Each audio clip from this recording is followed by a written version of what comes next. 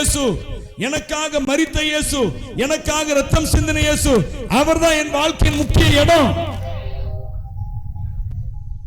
Love யார் பின்னாடியா போயிட்டு இருக்காங்க? வசனம் பேசுறாதீங்க. உங்களை விட்டா எனக்கு சொல்லிடுறாங்க. தயவுசெய்து இயேசுதாங்க. சொல்லுங்க, எல்லாம் நீ இயேசுவே, நீ இயேசுவே,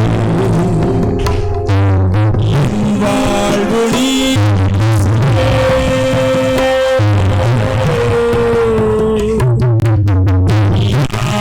உலகில் ஏதும்